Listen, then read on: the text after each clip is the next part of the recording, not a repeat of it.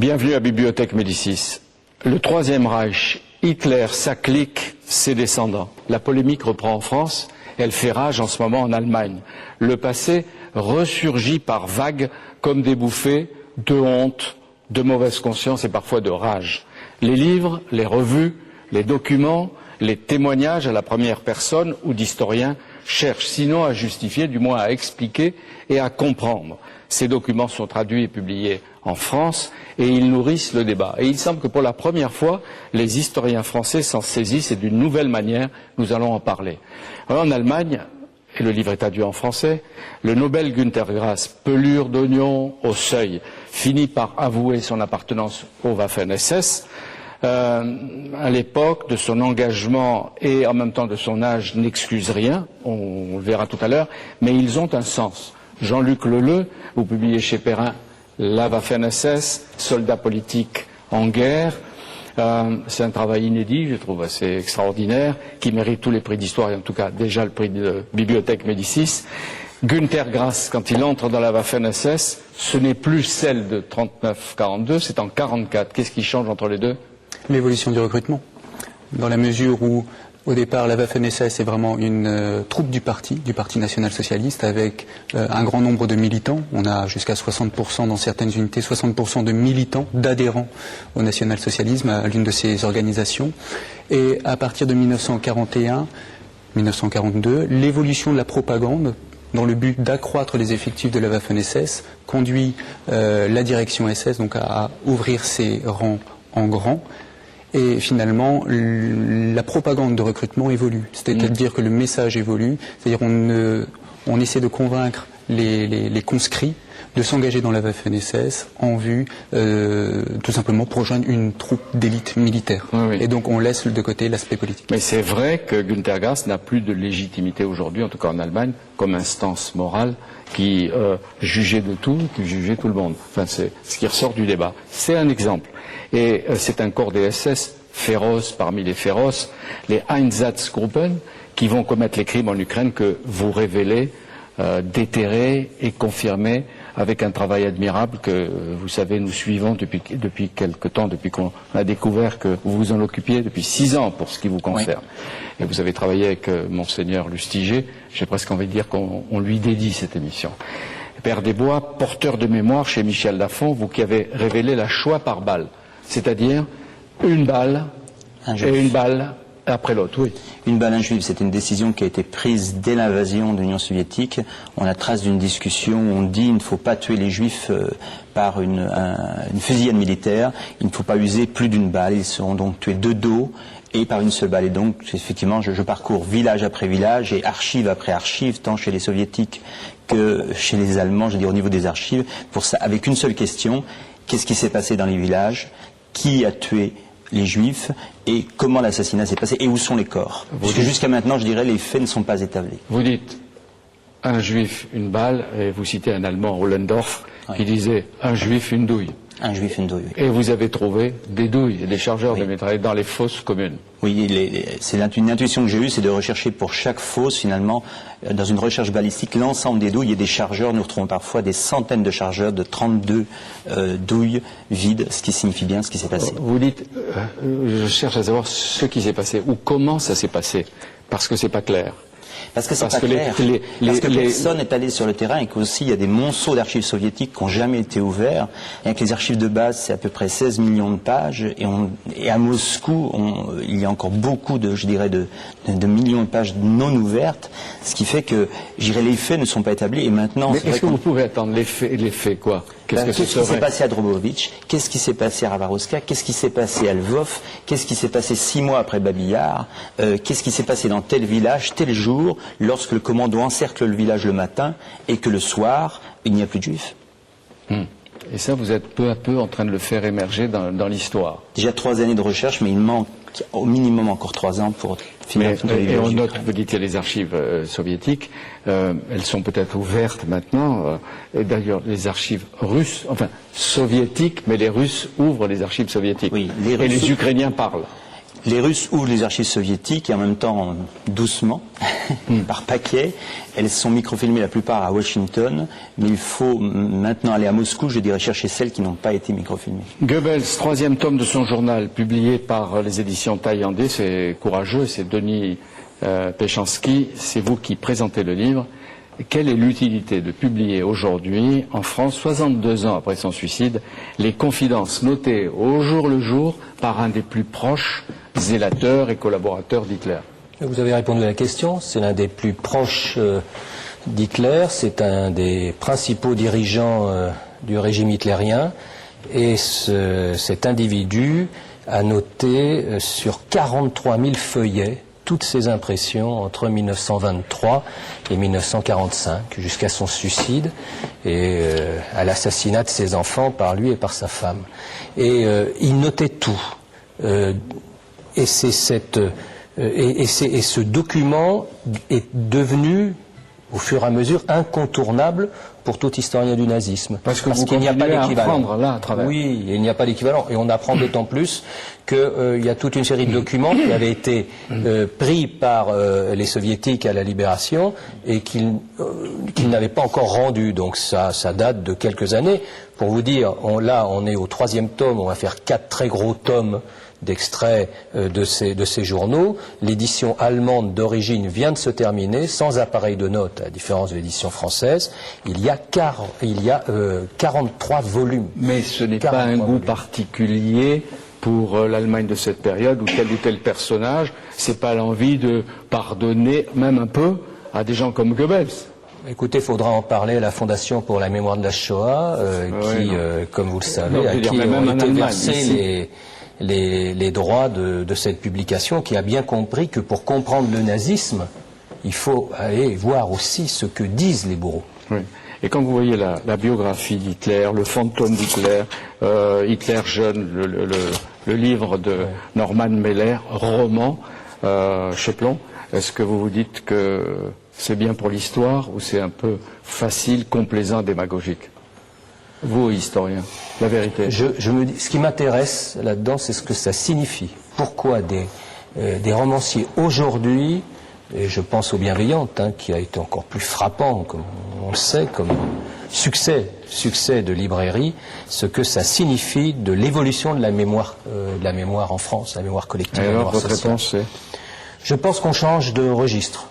Pendant des décennies, en France, on a eu l'ère du résistant. C'était l'image dominante, structurante.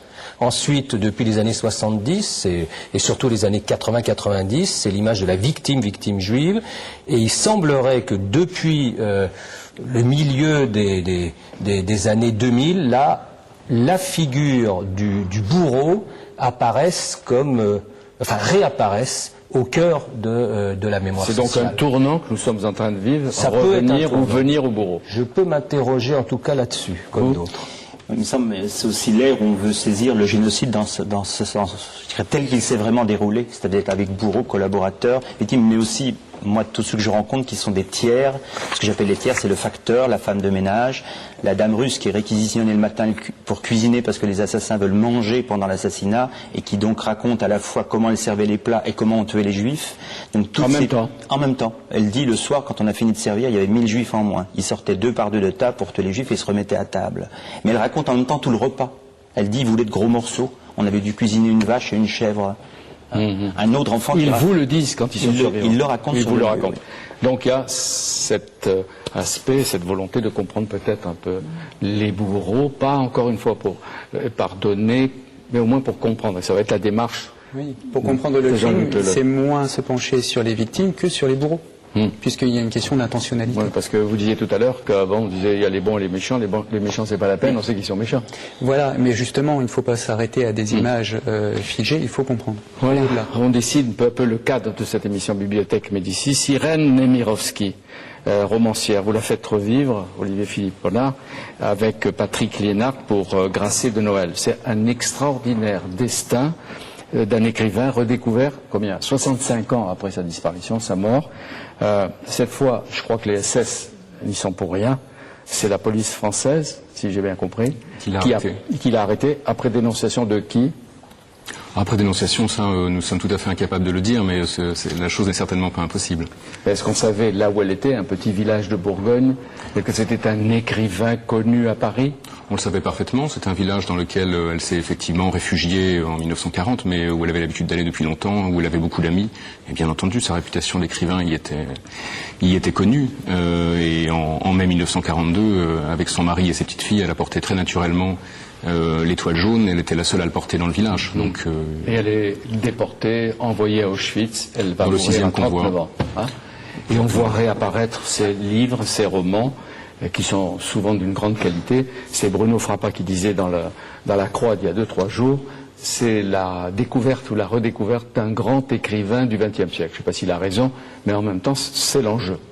Oui, pour ce qui concerne la France, en tout cas, c'est certainement un écrivain important, très important pour comprendre les années 30, la montée des périls en France, et puis une vie qui, effectivement, est encadrée entre le pogrom de Kiev en 1905, auquel elle a échappé ayant 2 ans, et qui se termine à Auschwitz en août 42.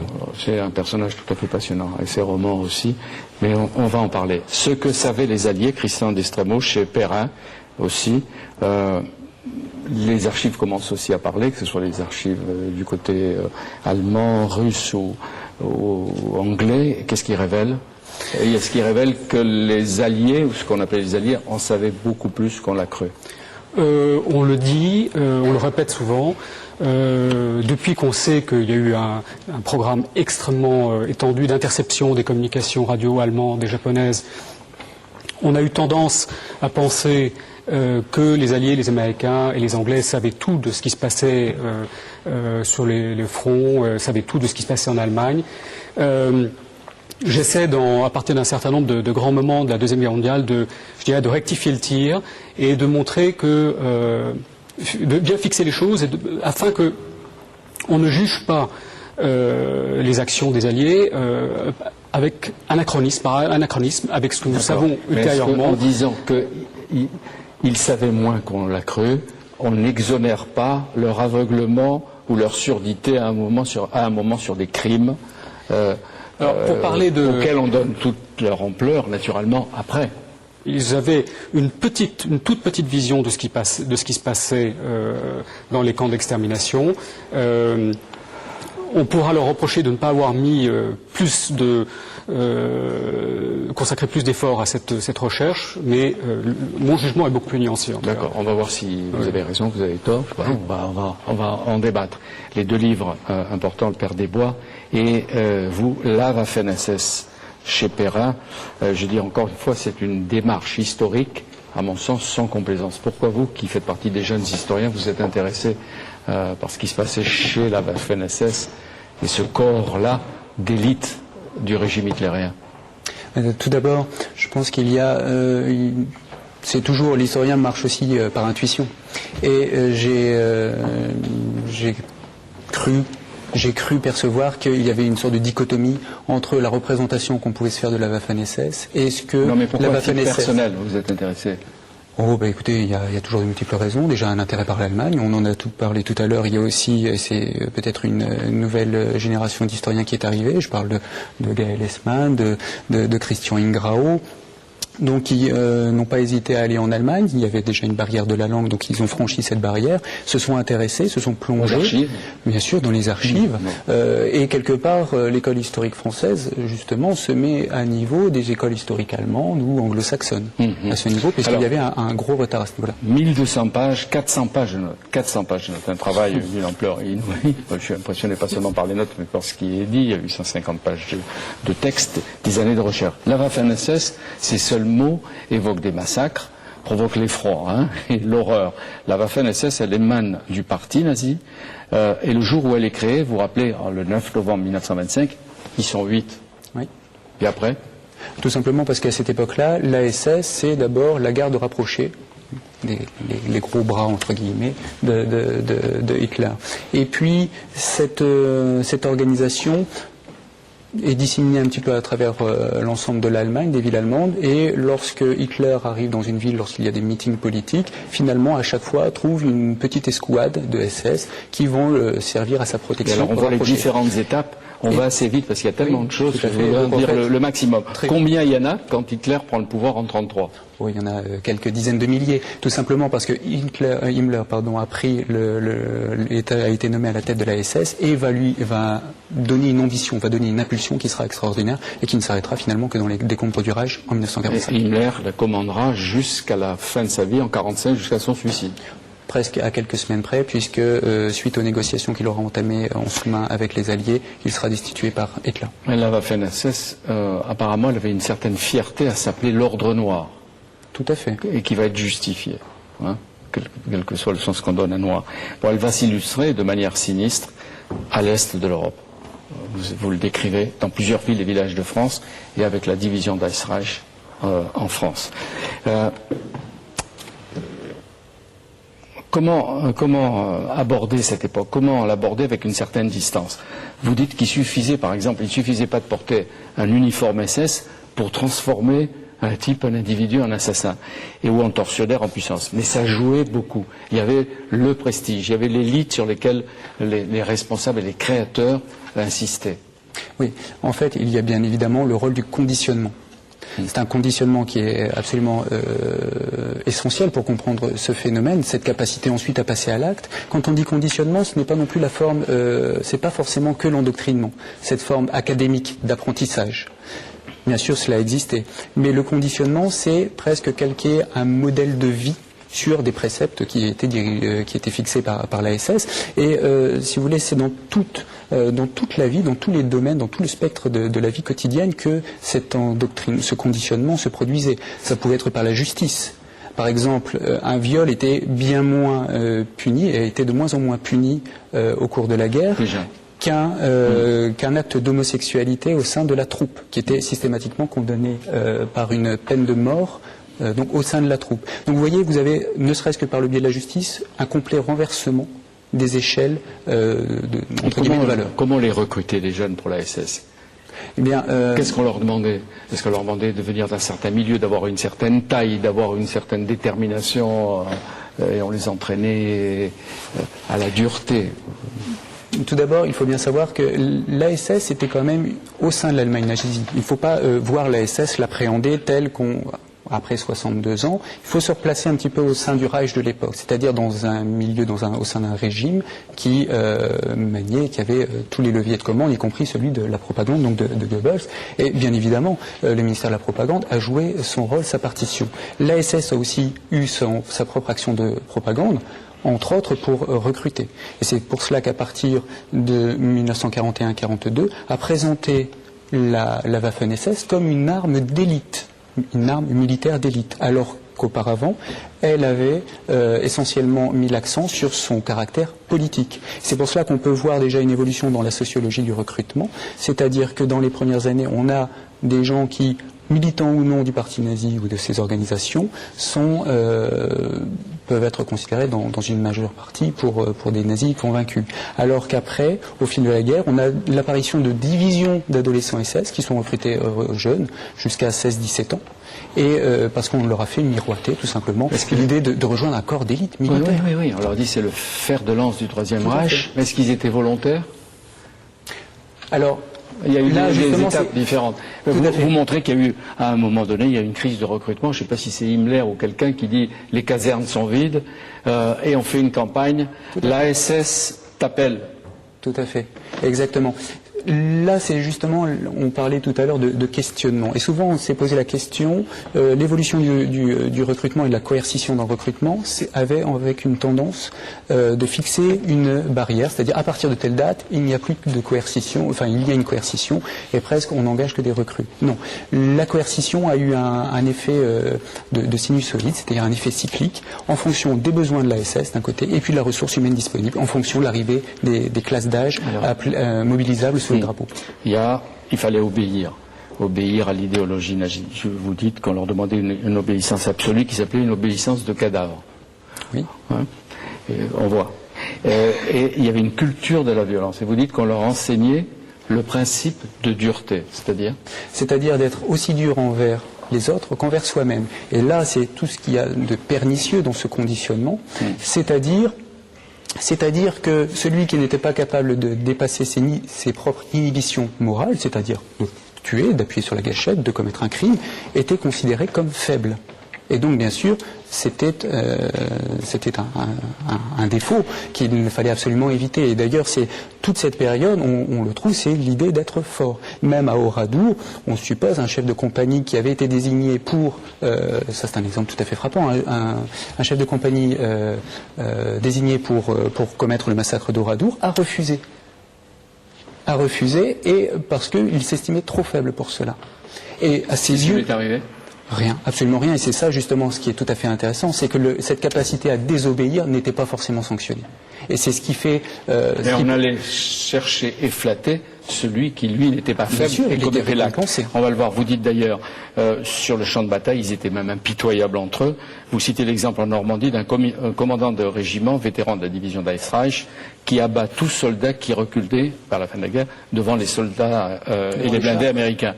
Et vous dites, c'est Himmler lui-même qui disait que c'était un devoir de coller au mur et de fusiller des camarades, donc des nazis, qui n'allaient pas au bout de leur mission, c'est-à-dire de l'extermination de populations. Tout cela au nom du Reich et du Führer. Tout à fait.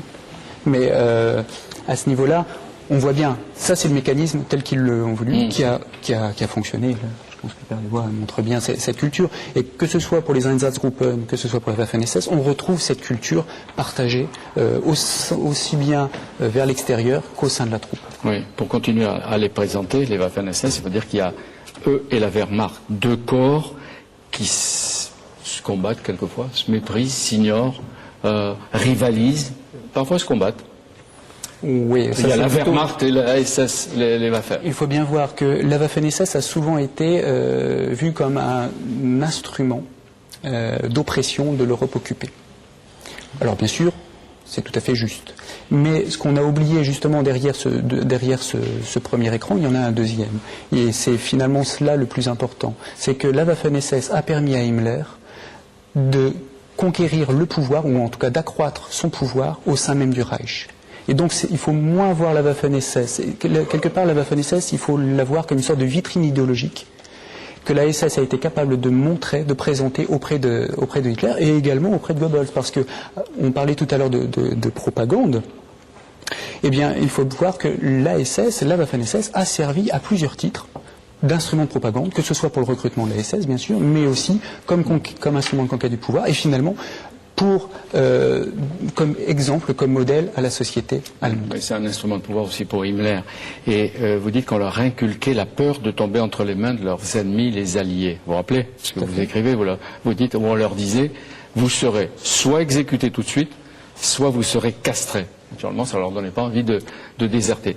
Mais à votre connaissance, aucun commando spécialisé dans aucun pays en guerre de l'époque n'a utilisé les méthodes de formation des SS.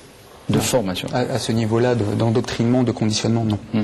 Je vous donne la parole à celui qui veut parler, d'entre vous, Denis Péchanski, mais je vais ajouter encore un mot. Pourquoi vous avez beaucoup insisté sur cette époque et sur la Waffen-SS? Vous dites que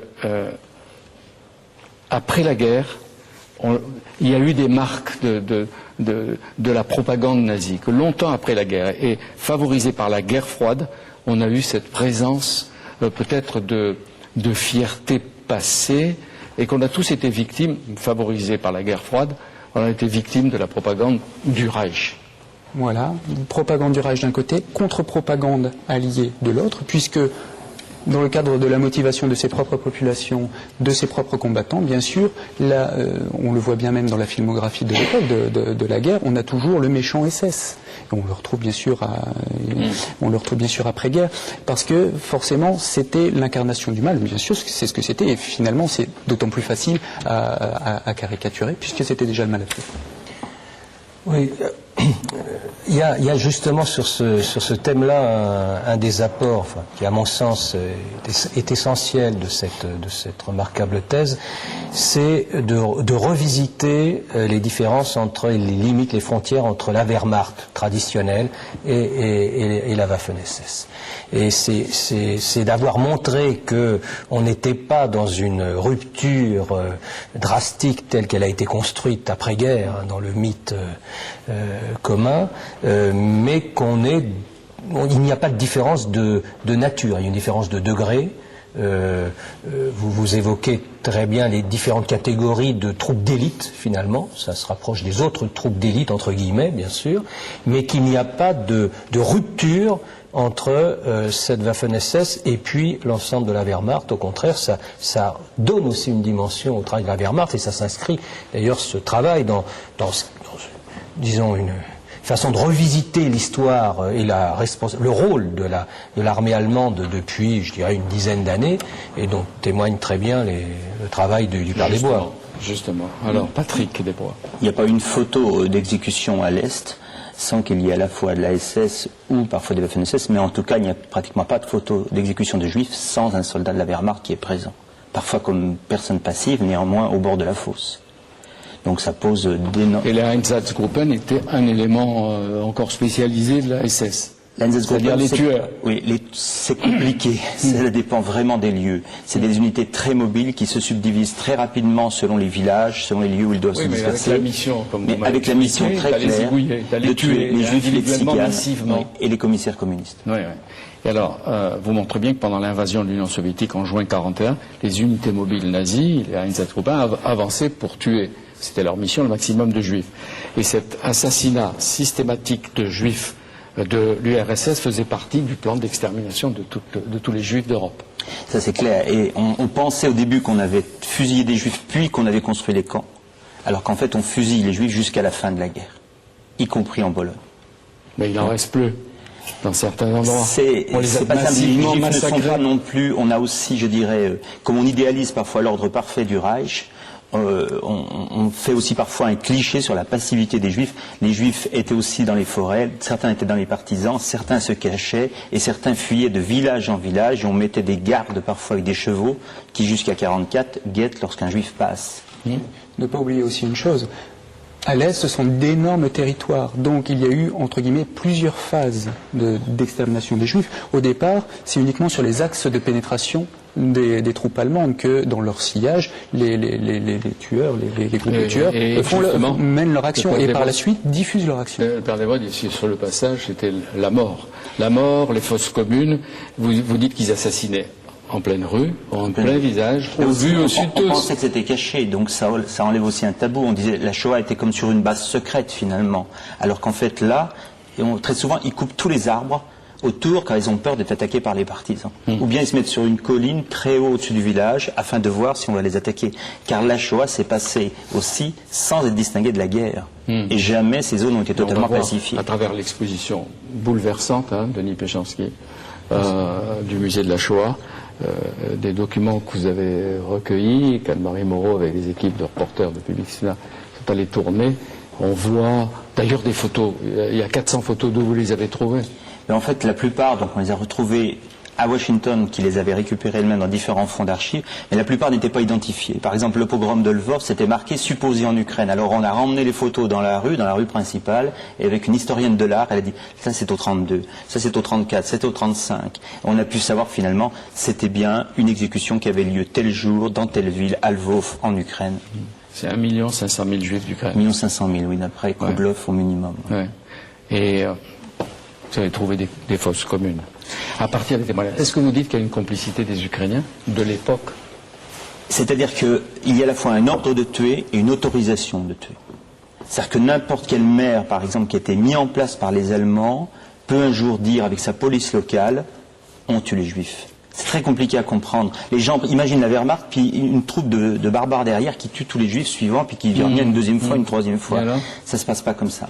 D'abord, les chefs de commando sont très doués, sont de niveau universitaire très élevé, très idéologisés, et donc ont la marge suffisante pour décider comment ils veulent les tuer. On voit la signature des assassins selon les fosses. On peut les tuer en les jetant dans des puits, comme certaines régions à l'Est. C'est-à-dire, plus on était formé, plus on les tuait avec style. Non, chacun avait son mode d'emploi. Le terme en allemand, c'est les chefs de commando étaient très débrouillards. C'est-à-dire qu'à la fois, ils avaient l'ordre de tuer, ils regardaient la topographie, ils regardaient combien il y avait de juifs, ils regardaient où étaient les trous dans le paysage, s'il y avait déjà des trous existants comme un fossé anti-tank, ou bien de grands puits, ou bien s'il fallait en faire creuser. Et ils avaient le sens aussi de la... C'est-à-dire, ils prévoyaient une vingtaine de fonctions, ils réquisitionnaient minimum 150 civils, la plupart des enfants, le matin même de l'exécution. Vous dites chaque villageois d'Ukraine avait son rôle. Il y avait le creuseur de fosses, le combleur de fosses, le transporteur de juifs dans son chariot, puis le transporteur de juifs morts, le musicien réquisitionné pour jouer de la musique pendant l'exécution, l'arracheur de dents, etc., le transporteur de chanvre pour les brûler, la cuisinière. Tous ces gens veulent parler, mais ils avaient entre 6 et 16 ans. Aujourd'hui, évidemment, ils ont 75-80 ans, et pour un jour, on les réquisitionnait pour de nombreuses choses. Le jour où ils sont réquisitionnés, ils ne savent pas pourquoi. À 5 heures du matin... Mais s'ils refusaient, qu'est-ce qui se passait? Le maire passe avec un homme en armes, toi t'appelles, toi ton chariot, toi ta marmite. Et encore, vous dites bien, il n'y a pas de chambre à gaz, là. Il n'y a pas d'automatisme dans l'exécution. C'est la choix par balle. Il tenait aussi à ce que l'exécution soit assumée personnellement. Oui. Vous dites, personne ne doit pouvoir dire je n'ai pas tué de juifs. C'est-à-dire la culpabilité. Très souvent, on a, par exemple, Blobel, qui est l'un des chefs de commando, fait que son cuisinier, son chauffeur, pendant quelques heures, tue des juifs. Il lui dit tu as les chaussures trop propres. Il le fait descendre, et pendant 3 heures, il tue des juifs, et tout le reste, il sera chauffeur. C'est très fréquent. C'est effroyable. Vous racontez aussi... Et le fait aussi, c'est tout simple, le fait qu'il ne fallait qu'une balle par juif, ça veut dire que chaque personne devait savoir quel juif elle devait tuer. S'ils étaient 5 à tirer, il fallait qu'ils s'entendent en avance sur le protocole de tuerie. Ils ne tiraient pas au hasard. C'est l'inverse d'une fusillade militaire. Les juifs ukrainiens, ils ne se livraient pas. Qu'est-ce qu'ils faisaient? Ils n'avaient pas le choix? Ou est-ce qu'il y a eu des révoltes? Est-ce qu'il y a eu des moments de protestation dans ces forêts? Il y a eu des révoltes comme à Mizoch, c'est un village à côté de Rovno. Ils se sont battus physiquement contre le commando d'exécution. Mais la plupart du temps, il ne faut pas oublier qu'il y avait mobilisation et que les Juifs étaient d'abord des soviétiques comme les autres et que le père était la plupart du temps à l'armée rouge. Lorsqu'ils arrivent, il y a des personnes âgées et des mères avec des ribambelles d'enfants. Et tout s'y passe. Et tout s'y passe, on les réunit sur la rue centrale, on les met en colonne et on leur dit qu'ils partent en Palestine. Et la fosse était creusée le matin, et les civils attendent avec les assassins. Les civils attendent avec leurs assassins. Ouais. On les déshabille, on les met devant la fosse commune, on les abat. Et on les abat. Et vous dites que parfois on a massacré à la chaîne pendant des mois et des mois. Oui, parce qu'on imaginait qu'il y avait une tuerie, et puis qu'on laissait passer 6 mois. En fait, dans certains lieux comme à Lvov, 6 mois de tuerie non-stop. Vous racontez l'histoire de il a un nom, Umpel, qui faisait le travail tout seul. Certains assassins ont voulu faire le travail tout seul. C'est aussi dans certaines régions, vers la Biélorussie, et du matin au soir, il assassine avec son pistolet en bas de la fosse, avec une méthode spéciale. Il demande à ce que les Juifs se couchent les uns sur les autres. Et il n'y a pas des types qui sont devenus fous, hein, ces criminels? On a des témoignages dans la justice allemande de gens qui ont perdu la tête, notamment des Einsatzgruppen. Des Einsatzgruppen, oui. L'un, par exemple, s'est mis à descendre à chaque fois de la fosse et déshabiller tous les enfants en disant que c'était pour ses enfants. Et perd complètement la tête.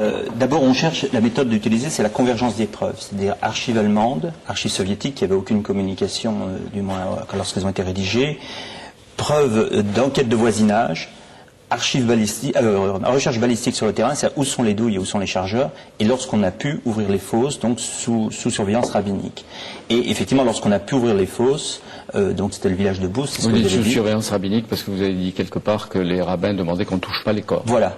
Et qu'on ne peut ouvrir une fosse que lorsqu'on est dans la recherche de la preuve, donc de la preuve que ce soit des Juifs et de la preuve de l'assassinat. Et par exemple, on a retrouvé la plus grande fosse à Bousk, c'est un petit village de 70 km de Lvov. D'ailleurs, les archéologues locaux ont tout fait pour ne pas la trouver. Il y avait environ 400 femmes et enfants qui donc ont été enterrés vivants, et chaque femme tenait son enfant en le protégeant du sable, car en fait, ils n'étaient pas morts et c'est le sable qui les étouffe. Donc par exemple, ça dans les villages, on le sait du premier village au dernier village. Tous les paysans nous disent une fosse met 3 jours à mourir. Ils ne peuvent pas l'avoir inventé. L'un habite en Crimée et l'autre habite à la frontière. Mais ils sont complices, ces survivants. Comment vous les traitez? Je sais pas. Moi, je n'ai qu'une question. D'abord, ceux que j'interroge étaient enfants. Je n'ai qu'une question. C'est qu'est-ce qui s'est passé? Mais qu'est-ce que vous... Et la grande difficulté, c'est pas de pas juger, c'est de supporter l'horreur pour savoir la vérité. Oui, mais qu'est-ce que vous voulez qu'on vous dise comment ça s'est passé? Eh bien, vous le savez, on reconstitue le crime, c'est-à-dire on amène les témoins sur le site, après, avec un travail préliminaire d'archives, et on leur dit, bon, le camion des Allemands s'est arrêté où, là, à droite ou à gauche? Ils sont descendus comment? Les munitions sont restées dans le camion ou pas restées dans le camion, etc. Si le témoignage est cohérent, ça va. S'il n'est pas cohérent, on va croiser avec un autre témoin ou avec un troisième témoin. Pourquoi vous faites ça? Pour établir les faits. Les Juifs ne sont pas enterrés. D'accord. Pourquoi vous êtes intéressé à ça? Je sais que vous m'avez raconté que, parce que à l'origine, il y avait votre grand-père. Au début, mon grand-père, tout simplement, était déporté dans un camp militaire à Ravarouska. C'est un camp de... Et le premier vous a dit... Et depuis enfant, il me disait, pour nous, c'était terrible, mais pour les autres, c'était pire. Il m'a fallu 35 ans de vie pour comprendre que les autres, c'était les Juifs, les Tziganes. Le village où il habitait, enfin pendant 3 ans, du moins un des villages où il a été déporté, s'appelait Ravarouska, surnommé Rava la Juive. Vous pensez qu'il y a encore des charniers? Ah ben, je sais pas, je pense. J'y retourne en décembre. On a retrouvé que 600 à 700 charniers clairement définis. J'estime à 2500 charniers sur la seule Ukraine. Et je dirais aussi un devoir d'homme, tout simplement, puisque ces charniers en plus sont réouverts aujourd'hui par des maraudeurs, et que en plus les réformes de l'Ukraine et de l'Europe de l'Est, de l'or dentaire. Personne ne protège ce qui est encore dans les forces. Personne ne sait où c'est, hormis ceux qui étaient avec les assassins, et ces tiers qui se taisent parce qu'ils ont peur. Votre quête de la vérité, Patrick Desbois, elle a une limite? Vous vous donnez une limite? Il y aura un jour la limite personnelle, mais de toute façon, je ne suis pas tout seul. Comme on dit, je travaille avec la Fondation de la mémoire de la Shoah, je travaille avec le Mémorial, je travaille avec le musée de l'Holocauste de Washington. Je ne suis pas tout seul, mais c'est vrai qu'après, il faut aller sur le terrain, entrer dans toutes les fermes. Il n'y a pas l'électricité, il n'y a pas l'eau. C'est des gens tout simples, on ne les prévient pas. Ils font tous les deux un travail inouï, non? C'est exceptionnel, mais qu'on revienne aussi sur la méthode qu'il utilise, parce que le problème aussi, c'est d'arriver à faire parler ces personnes, à faire témoigner ces personnes. Et l'exemple le plus frappant, c'est la question de l'arrachage des dents en or. Parce que Patrick nous raconte régulièrement comment, bien entendu, en arrivant, il interrogeait dans un premier temps les témoins ukrainiens en disant, bon, alors cet arrachage se faisait comment? Alors là, bien sûr, c'était les Allemands. Jusqu'au moment où il a eu les informations suffisantes pour savoir que c'était pas eux qui faisaient ce travail, mais c'était les populations locales. Les enfants, ils utilisaient des enfants pour arracher les dents. Une femme nous dit, mon fils est revenu avec le dos tout rouge. Je dis, pourquoi il revient avec le dos? On parle très simplement, on n'est jamais au niveau 2. Pourquoi on est venu au niveau tout rouge? Parce qu'il a refusé d'arracher les dents. Il dit, mais alors, du coup, j'ai eu la sagesse, mais je dis, mais qui les arrachait? Ben, son copain. Et comment il les arrachait? Ben, il les mettait dans un sac. Et puis les gens passaient. Ah mais je dis parce qu'ils les arrachaient quand ils n'étaient pas morts. Mais bien sûr, puisqu'après ils sont dans la fosse. Et maintenant, de façon très simple, tout le problème c'est d'accepter de supporter l'horreur pour savoir la vérité. De façon très simple, à chaque rencontre, je dis qui c'est qui a arraché les dents en or? Et ils me disent ah bah c'est un tel. Et qui peut être vivant. Qui est vivant. Avec qui vous avez parlé.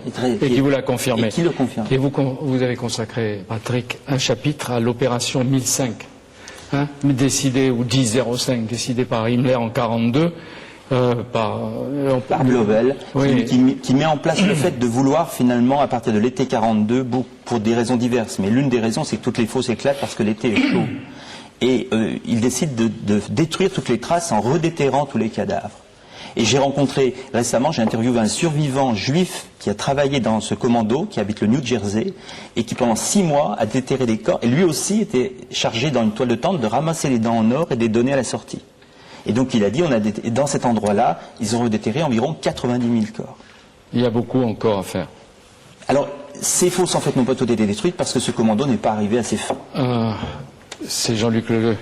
Vous dites dans le livre que c'est à l'Est que les SS, je pourrais dire, sont fait la main, sont exercés, ils ont liquidé, ils ont tué des populations avant d'aller ailleurs. Et Oradour, c'est une division, la division d'Eichreich, qui venait de l'Est. Oui, tout à fait. Oradour, en fait, pour comprendre Oradour, c'est tout simplement une transposition circonstancielle. Alors quand je dis circonstancielle, attention, ce n'est pas un hasard. Mais c'est les circonstances qui ont fait que les différents paramètres ont fait que la division s'est retrouvée dans le Limousin exactement comme elle aurait pu se retrouver sur le front de l'Est.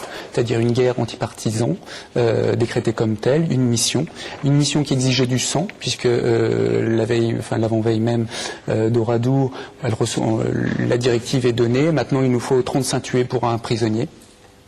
Avant, c'était 10. Il n'y avait pas d'ordre de grandeur, mais en fait, on mettait clairement la volonté d'avoir des massacres de répression. Et puis donc, on a une division qui, culturellement, comme vous dites, s'est fait la main, c'est-à-dire a théorisé la guerre anti-partisan à l'Est, et ce dès les premiers mois de son engagement en Russie, avec cette idée finalement d'une politique d'exécution préventive. Donc, qui se résume tout simplement par ces mots dramatiques, c'est plutôt 1000 Russes morts en trop qu'un seul en moins. Donc à partir de ce moment-là, tous les excès sont permis, et ce mot d'ordre, il est théorisé, mais il n'est pas systématiquement appliqué. C'est-à-dire que la même division d'Asreich est revenue pendant 6 mois en 1942 dans l'ouest de la France, où à part quelques incidents disciplinaires, il ne se passe absolument rien. Pas de massacre, alors qu'elle a cet acquis culturel sur le front de l'Est. Par contre, lorsqu'elle va se retrouver dans le Limousin ou dans le sud-ouest de la France, même plus généralement au printemps 1944, elle va appliquer ce qu'elle a déjà connu. Mais parce que c'est la fin. Parce qu'on est dans la logique de guerre totale dont parle Goebbels. Et effectivement, en 1942, on est... En France, on n'est pas dans cette logique-là, on n'est pas encore dans une guerre de partisans or là, il se trouve confronté effectivement dans un secteur précis à une guerre de partisans, alors même que dans le même contexte, évidemment, se déroule le débarquement. Donc on est vraiment là dans une transposition, ce qui fait que, comme vient de le dire très bien, ça n'a rien d'exceptionnel. C'est exceptionnel en France, mais c'est une transposition de ce qu'a pu être la gestion traditionnelle de la guerre. Juste un chiffre, 683 oradours pour la seule Biélorussie. Voilà, à la frontière biélorusse de l'Ukraine, il y a un oradour par village. On a trouvé un village, ils ont tué les Juifs. Un mois après, ils tuent les Tziganes. Ils découvrent que c'est pour eux le nœud des partisans. Quelques mois après, ils tuent tous les habitants, fusillés. Voilà, donc on revient toujours avec cette logique, justement, à partir de 1943, de Totezonen, c'est-à-dire de zone morte. Il ne doit plus y avoir de vie. On a trouvé 4 survivants qui étaient dans les arbres, qui voyaient toute la ville se faire tuer. Donc la population est soit exterminée, soit elle est chassée. Voilà. Et les Allemands veulent des zones, justement, dans leur lutte anti-partisan, veulent des zones sûres. Ça, c'est la politique d'Adolphe. Oui, c'est la politique d'Hitler, voulue par Hitler, et... effectivement, on voit au travers dans le livre de Goebbels, dans le journal, le témoignage dans son journal, dans les discussions qu'il a régulièrement avec Hitler. Je crois que c'est la source la plus importante, d'abord globalement pour connaître ce qui se passe dans les sphères dirigeantes, mais même pour recueillir la parole d'Hitler, pour savoir ce que voulait le chef, parce qu'on voit bien que tout se construit autour de ce qu'on appelle le Führerprinzip, mais autour du chef, du culte du chef, qui commande tout le reste et qui même, et c'est là aussi l'intérêt du journal, va jouer sur les divisions internes de l'appareil d'État pour asseoir son pouvoir avec des objectifs toujours précis. Et là, l'objectif de massacre systématique à l'Est était était justement programmé à partir de 1941. Oui, vous dites que Goebbels a fait 3 obsessions, 3 thèmes qui revenaient comme des obsessions. Les Juifs, il fallait les anéantir, hein, on l'a entendu. La deuxième obsession, c'était les Soviétiques, qui étaient l'incarnation du mal total. Donc, autant qu'on pouvait les attraper. Puis la troisième, plus ça va mal, plus il promet des lendemains qui chanteront, des lendemains meilleurs. Oui. Quelques semaines avant la fin, il discute de la programmation de l'Opéra de Berlin à la rentrée suivante. Quelques semaines avant. C'est-à-dire qu'il y avait le détail de la vie quotidienne plus banale, et puis des interprétations politiques. Est-ce qu'il parle des crimes? Oui, à un moment donné, en 42 et en 43, on a la trace. En 42, il dit en quelque sorte, bon, je évidemment pas la phrase telle quelle, mais le crime que nous sommes en train, ce que nous sommes en train de faire aux Juifs est impossible à raconter, mais bientôt la question sera réglée.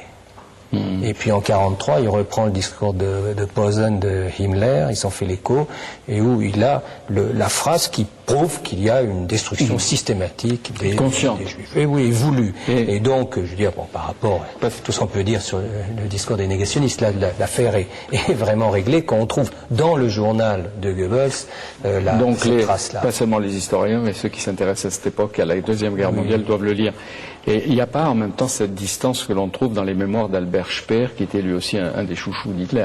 Oui. Il y a plus de distance, lui est directement engagé. Il faut dire que... Enfin, il faut dire la petite différence, c'est que ce sont des mémoires qui ont été écrites après la guerre. Après Nuremberg. Il s'habille et Goebbels n'est pas les Nuremberg, il faut le rappeler. Il s'est suicidé dans le bunker, lui...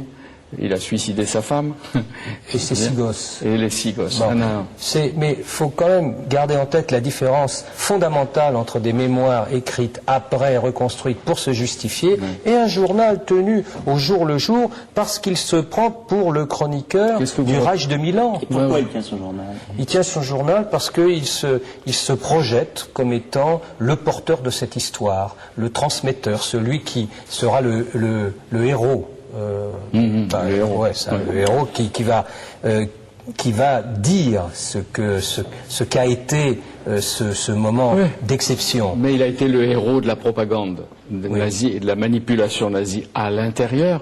On voit à un moment donné ce qu'il raconte sur les 20 000 livres brûlés en autodafé à Berlin sur la place, et il est en même temps le héros vis-à-vis de l'histoire et de l'extérieur. Bien sûr, c'est qu'il va se projeter, et très honnêtement, quand on décrypte aussi à deuxième niveau le journal, on voit qu'il se met en avant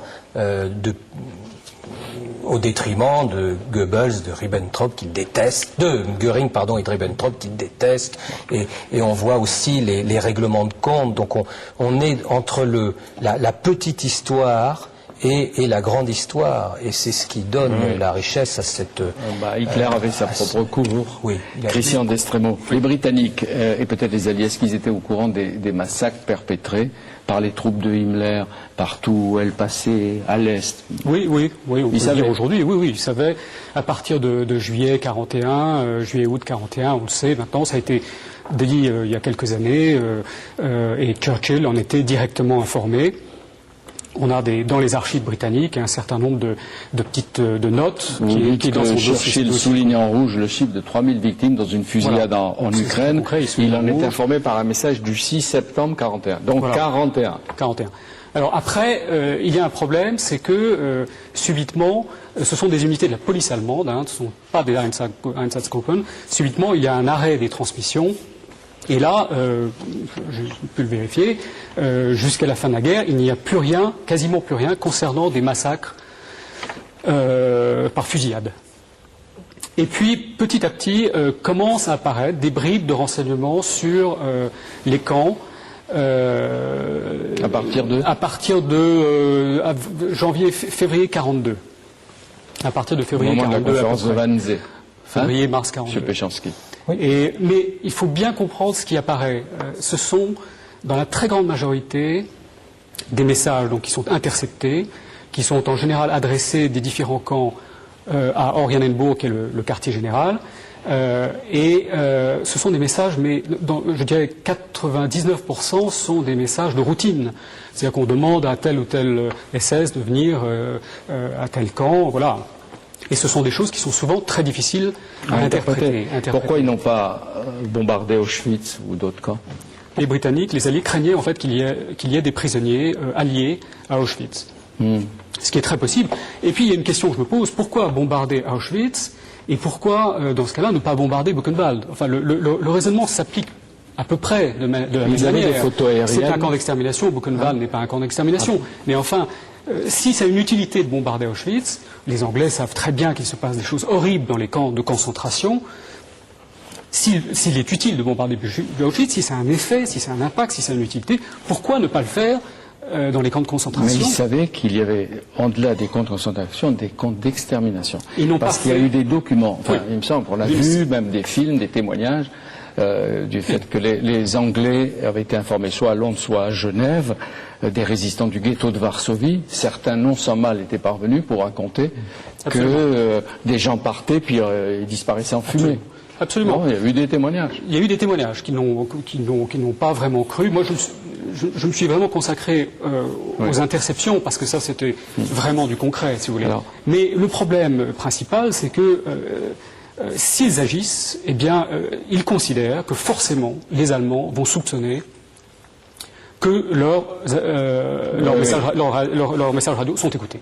Et c'est une S'ils sont défense. écoutés, c'est pour un but ou un objectif particulier. Oui, non, pas forcément. Justement, c'est tout l'art de l'espionnage, du renseignement, de l'intelligence, intelligence au sens anglo-saxon, puisqu'ils sont justement remarquables, et on le voit même sur le front, dans les unités de combat. Mais lorsqu'on fait ces interceptions, il faut que la source dure le plus longtemps, surtout quand on a une source aussi fiable. Donc on la protège. Donc on la protège. C'est pour ça qu'à la veille du débarquement, on a sacrifié des réseaux de résistants. On peut dire, mais à quoi ça servait, comme vous dites. Et puis, attendez, pas d'anachronisme.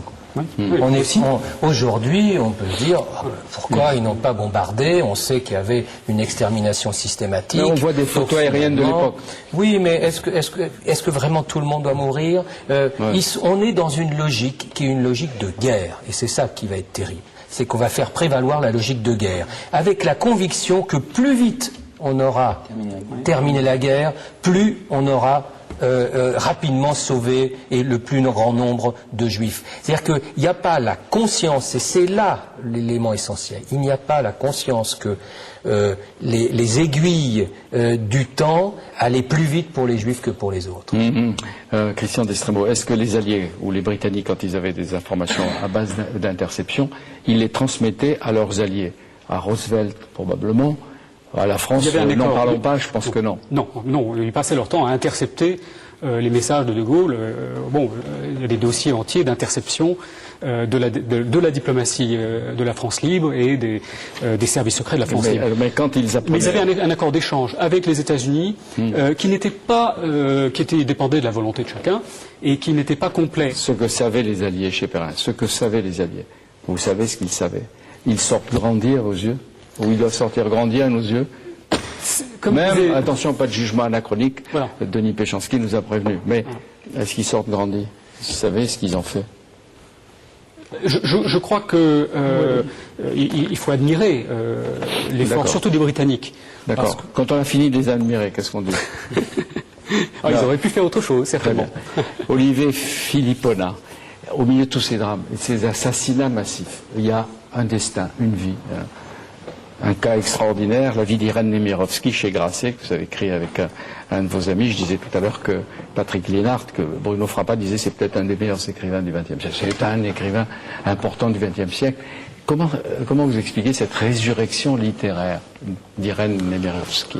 Cette résurrection, elle a eu lieu en 2004. Les amateurs de littérature s'en souviennent, avec la découverte d'un manuscrit inédit qui s'appelait Suite française et qui est une sorte de reportage romancé sur l'invasion allemande en France et sur la période de l'occupation, qui a connu un très grand succès en France et aux États-Unis, et qui est un document, une œuvre de littérature avec un aspect documentaire très intéressant, parce que, comme elle-même le notait, elle avait conscience de travailler sur de la lave brûlante, c'est les mots qu'elle emploie, et conscience que c'était peut-être une petite révolution dans la littérature française. Son grand modèle, c'est Guerre et paix de Tolstoï, et elle se plaisait à rappeler dans son journal que Tolstoï a écrit 50 ans après les événements Guerre et paix. Oui. C'est un destin, Irène Nemirovsky. Elle naît dans la Russie des Tsars, il y a la révolution, elle fuit, elle passe... Oui, en Ukraine. Elle aurait peut-être pas échappé aussi aux troupes de 3 ans à peu près à la même époque, parce qu'elle va finir à Auschwitz en 1942. Elle traverse des pays pratiquement tous en crise et elle trouve l'exil à Paris. Elle va assez vite écrire, va se marier, etc. Apparemment, ce qui la marque et qu'on trouve dans tous ses livres, c'est le comportement de la mère. Elle était un enfant qui n'avait pas été désiré, elle n'a jamais été aimée par sa mère. Non. Ça n'explique rien, mais c'est un fait. Si, ça explique beaucoup de choses au contraire. Ça explique beaucoup de choses au contraire, et le rapport très conflictuel qu'elle a eu avec sa mère inspire son œuvre pendant au moins une dizaine d'années. Elle a mis beaucoup de temps à se débarrasser, avec l'aide de son mari, de cette hantise de la mère qui effectivement n'avait qu'une obsession, c'était de vieillir sans devenir grand-mère et sans cette petite fille encombrante à ses côtés qui prenait de l'âge et qui accusait le sien par la même occasion. Même quand elle était en difficulté financière, la mère ne l'a jamais aidée. Non, absolument pas. Et vous racontez, on le sait, que la mère a survécu 30 ans à Irène. Elle a survécu, oui c'est ça, elle a survécu exactement 30 ans. L'histoire a été racontée plusieurs fois. Les deux petites filles d'Irène Nemirovsky, dont l'une est vivante. Dont l'une est toujours en vie, oui, et ont été cachées pendant l'occupation, sont allées de cache en cache, sont sorties en août 1944 à Bordeaux, et la gouvernante qui l'avait pris à sa charge les a emmenées voir cette grand-mère dans le très bel appartement qu'elle occupait sur la Côte d'Azur pour lui demander de l'aide. Et la porte est restée fermée. On va voir le paradoxe tragique, parce qu'elle se sent pas juive, elle va être baptisée catholique, elle est née juive. Oui. Elle l'oublie ou elle n'y pense pas, mais elle va mourir juive. Non, elle ne l'oublie pas, parce que c'est au contraire une des nourritures de son œuvre qu'elle a tenté effectivement de mettre entre parenthèses au milieu des années 30, mais à laquelle elle revient toujours, et elle revient avec éclat à la fin de sa carrière littéraire, avec un très beau roman qui s'appelle Les chiens et les loups, et qui se passe dans le monde judéo-russe de Kiev, justement. Mais on ne peut pas considérer qu'elle avait une culture juive, ce qui fait que sa conversion en 1939 au catholicisme, qui effectivement répond... Qui est sincère. C'est pas pour se protéger de ce qui allait arriver. Si, aussi, bien sûr. Non, elle a de multiples explications. Ce qui est très frappant, c'est que son mari, qui était peut-être encore plus irréligieux qu'elle, ses deux petites filles, dont l'une n'avait que 2 ans, elle leur a demandé d'être baptisées en même temps qu'elle. Donc la mesure de protection, elle me paraît évidente, d'autant qu'elle savait très bien ce qui se préparait. Ce qui est frappant, c'est pendant toutes ces périodes de difficulté, personne ne lui tend la main. Bon, il y a la femme de Paul Morand, qui était une antisémite absolue, qui va l'aider, paradoxalement pour des raisons personnelles. Elle connaît la famille Morand, elle a tenté de l'aider, mais il y a Albin Michel et Esménard, le père de Francis Esménard, Robert Esménard, qui va l'aider beaucoup, tout le temps, mais sinon personne. Donc il y a eu une conduite remarquable, effectivement, et tout l'establishment littéraire l'a effectivement abandonné. Son erreur d'appréciation a été de penser qu'elle pourrait s'assimiler au milieu littéraire et culturel français par les milieux académiques, notamment, qui n'étaient pas les milieux les meilleurs à choisir dans cette optique. Chercher refuge dans un village de Bourgogne. C'est là qu'on va venir la chercher le 17 juillet 42. Le 13. Le 13 juillet. Le 13 juillet, donc avant la rafle du Veldiv. Exactement. 3 jours avant. Qui la dénonce? Vous avez une idée? Enfin, non, écoutez, non, moi je n'ai pas de nom à donner, je ne sais pas. Non, vous ne demandez pas de faire la délation même a posteriori, posthume. Mais ce sont des Français, ou des Français, la milice ou la police est venue le chercher sur la base de ce que les Allemands ont ordonné. Ou ils l'ont fait parce qu'ils appliquaient... Oui, et puis parce que, bien entendu, ils avaient... Philippe Péchanski connaît très bien, lui qui connaît toute l'histoire des Vichy, de l'occupation. Parce que les listes existaient, bien entendu. Et qu'elle portait l'étoile depuis le 29 mai 1942. C'était le premier exercice de couture qu'elle ait jamais fait, mais elle a tenu absolument à coudre elle-même l'étoile sur sa veste et sur les vêtements de ses enfants. Et comment on sait qu'elle est partie avec 900 et quelques personnes dans un convoi pour Auschwitz, et que le mois d'après, son arrivée à Auschwitz, elle est morte? Comment on le sait? Le travail de Clarcel? Oui, notamment, oui, bien sûr, tout ça est très renseigné. En revanche, savoir de quoi elle est morte à Auschwitz, c'est à peu près impossible à dire. Le certificat d'Auschwitz, qui est bien sûr fabriqué, parle d'une grippe.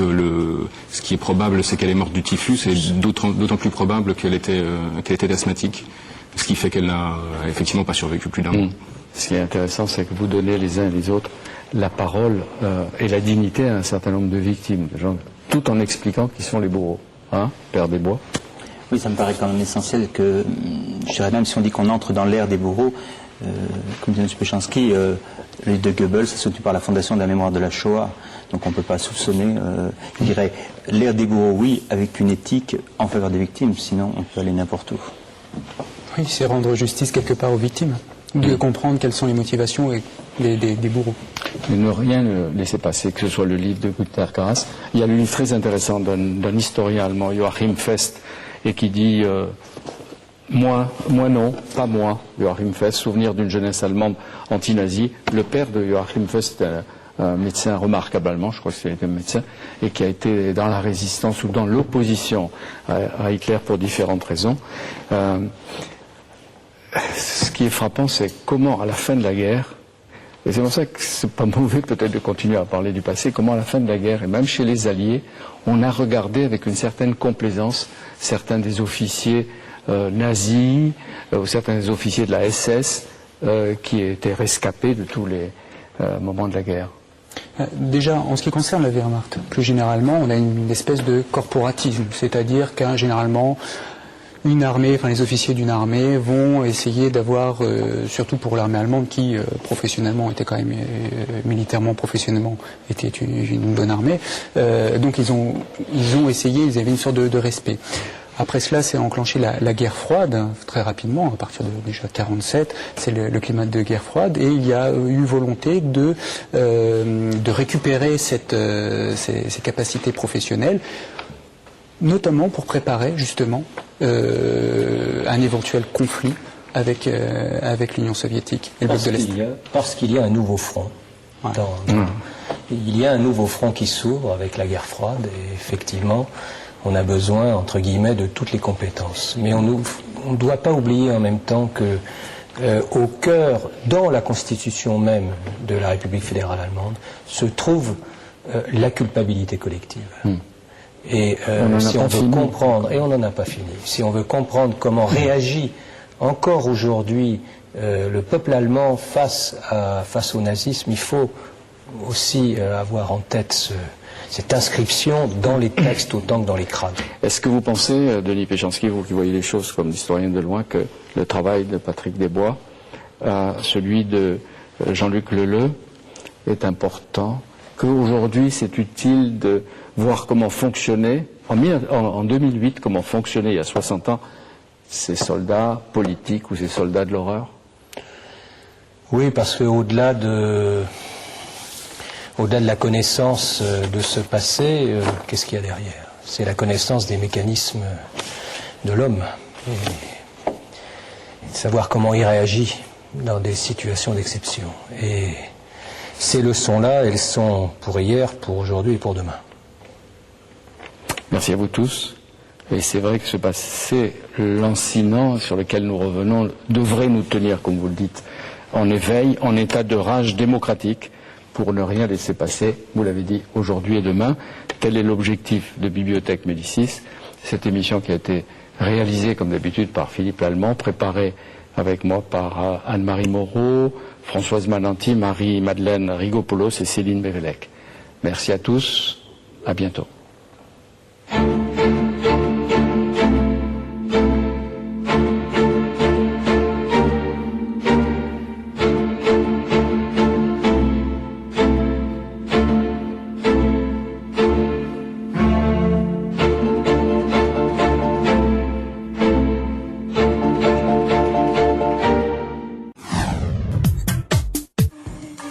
Décentrez-vous, c'est la vitrine des initiatives locales, des rencontres avec des élus, des chefs d'entreprise, des associatifs, toujours aussi passionnés. Et pour les élections de 2008, comme nous l'avions fait pour la présidentielle et les législatives, nous vous ferons découvrir les villes et les cantons les plus stratégiques. Décentrez-vous, c'est tous les mercredis à 18h35 sur Public Sénat, la chaîne d'information politique.